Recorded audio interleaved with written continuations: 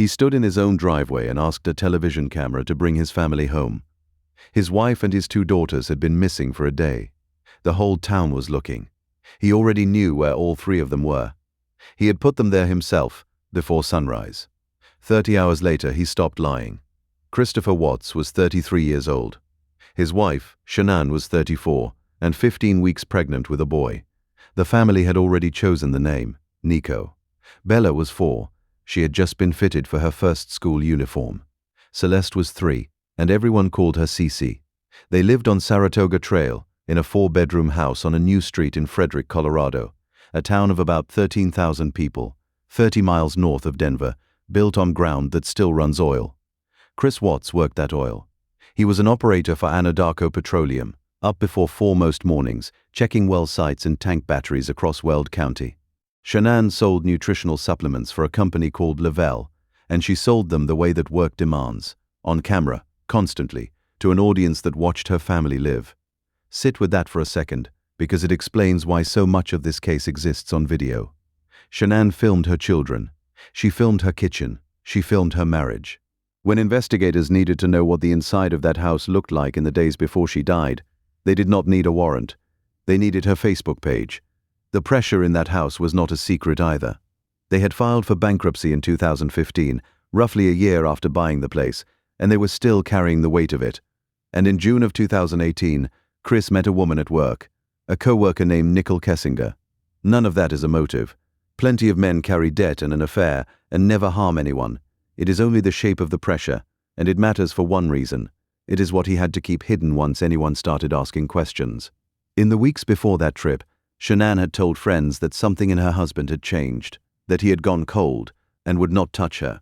She believed her marriage was in trouble and she was trying to hold it together. She had booked a family holiday, and she had raised the idea of counseling.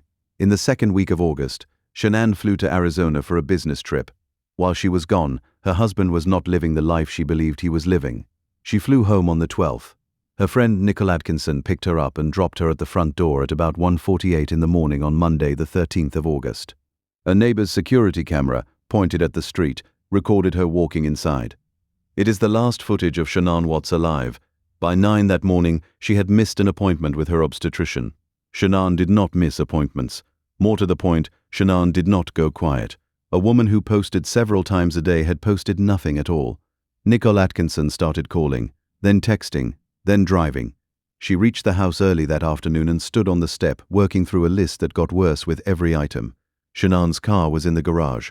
Her phone was inside the house. Her medication was inside the house. Her shoes were by the door.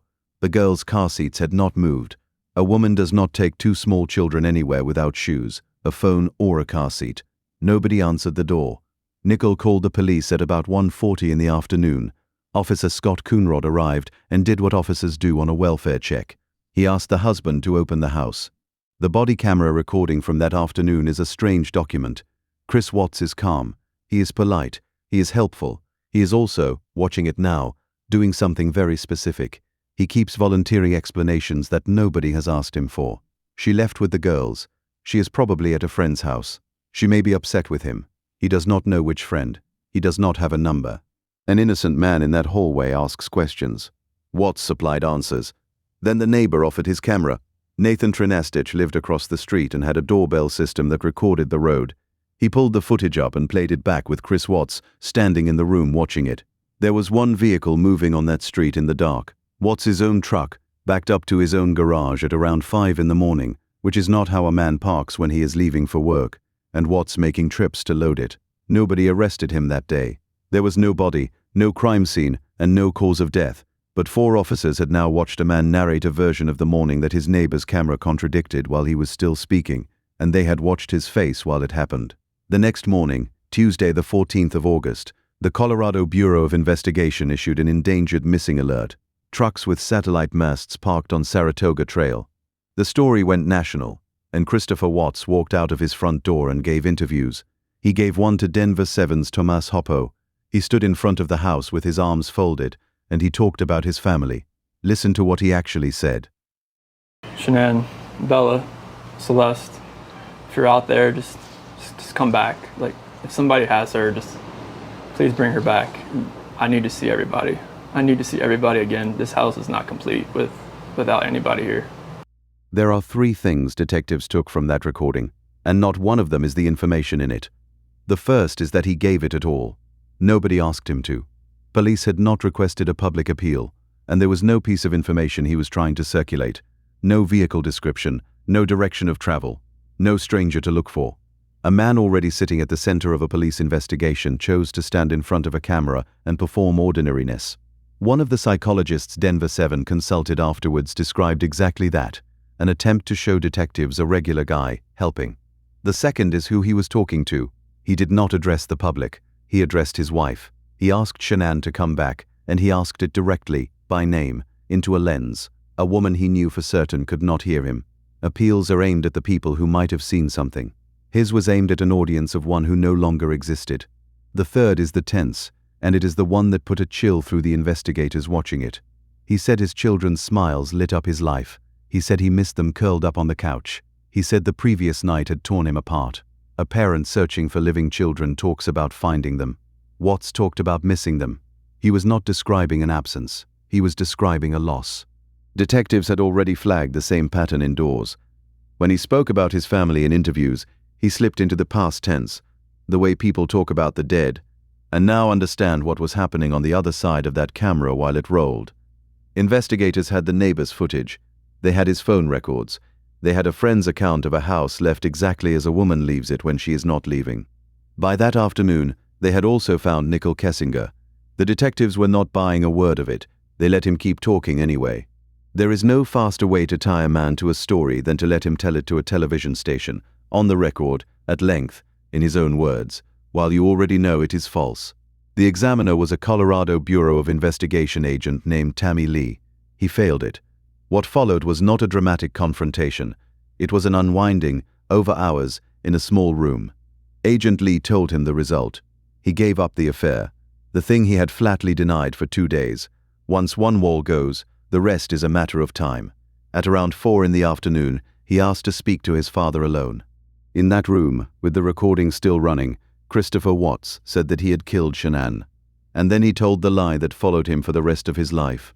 He said he had walked in and found her hurting the children. He said he snapped.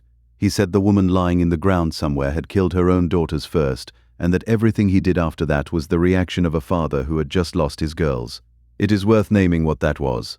It was not a confession. It was a second story, built to survive the collapse of the first one, and built, specifically, to make a dead woman carry it. Investigators asked him where they were. He drove out with them, east past Roggan, to an oil location he knew because he serviced it, off a dirt road. A battery of crude oil tanks and a stretch of open ground. He pointed. They found Shanann that evening, in a shallow grave beside the tanks. The next morning, they recovered Bella and Celeste. I am not going to describe where the girls were found, or what recovering them asked of the people who did it. It is in the record. Every person who worked that site carried it home with them. What matters here is one fact about the place itself. It was chosen. It was a working oil location that a stranger could not find, could not get into, and would have no reason to visit. It was on his route. He had a key, a schedule, and a professional reason to be standing there. That single fact did more damage to his account than anything he said in any interview. Because a man who snaps, who acts inside one unplanned catastrophic moment, does not then drive 30-odd miles into open country. He does not select a site that only he has access to. He does not load a truck in the dark, before first light, while a neighbor's camera watches him do it. Investigators working that location had seen what they needed before he said a word. A white bedsheet, a patch of ground that had been opened and filled in again. Neither of those things belongs at a tank battery. The Weld County coroner established the rest. Shanann died of strangulation. Her daughters died of smothering. And the timeline finished the story off. Shanann had walked through her front door at 1:48 in the morning. The truck was being loaded by around 5. Whatever happened inside that house happened in the hours between, and by sunrise he was already driving. Then, in February of 2019, in a maximum security prison in Wisconsin, Christopher Watts sat down with FBI and Colorado investigators for roughly 5 hours and took the last of it back. Shanann had not hurt anyone. He had killed his daughters himself. Every version before that one had been a construction. And he had delivered each of them in the same steady, reasonable voice he used on his own front step. There was no trial. On the 6th of November 2018, Christopher Watts pleaded guilty to 9 counts, 3 of first-degree murder, 1 count of unlawful termination of a pregnancy, and 3 counts of tampering with a deceased human body. Weld County District Attorney Michael Rourke did not seek the death penalty. That was not a decision his office reached on its own. It was made at the request of Shanann's family, the people with the most cause on earth to want it, and Rourke said so, publicly standing at a podium. A plea meant no jury, no months of testimony, no photographs of 2 small girls handed around a courtroom full of strangers. It also meant something harder. The only account of what happened inside that house on the 13th of August belongs, permanently, to the one person with a reason to shape it. On the 19th of November 2018, Judge Marcelo Kopkow's courtroom in Weld County was full. Shanann's father, Frank Razuchek, stood up first. I trusted you to take care of them, not kill them. And they also trusted you, the heartless monster, and then you take them out like trash. You disgust me. Her mother, Sandy, spoke after him and said something people still argue about. It should be heard in her voice rather than mine. I want the world to know that our daughter and her children were so loved by us. There will always be protected by God and His mighty angels. I didn't want death for you because that's not my right. Your life is between you and God now, and I pray that He has mercy for you. Chris Watts' own parents were permitted to speak. His mother, Cindy, told her son that his family forgave him. Watts said almost nothing, offered no explanation. He had made his statements already, several of them, and everyone had been false. Then the judge spoke. Marcelo Kopkow had been on the bench for 17 years, and he had handled thousands of cases. Perhaps the most inhumane and vicious crime that I have handled out of the thousands of cases that I have seen. And nothing less than a maximum sentence would be appropriate, and anything less than the maximum sentence would depreciate the seriousness of this offense. 5 life sentences without the possibility of parole, 3 of them consecutive, plus 84 years for the son who was never born, and for what he did with the bodies of his family. Christopher Watts was moved out of state to a maximum security prison, where he remains. Here is what this case leaves behind. We assume a liar gets caught on the lie, the alibi that breaks, the detail that will not fit. Watts was not caught that way. The neighbor's camera, the phone records, the affair, the sight on his own route, all of it was already closing around him before he ever said a word to a reporter. The interview did something different. It handed a country a permanent recording of a man asking, gently and by name, for 3 people he had buried the previous morning. He stood on that step and made the case against himself in his own voice, and he did it believing he was helping. The detectives were not buying it that day. They did not need to. He was still talking. If this one stayed with you, like the video and subscribe.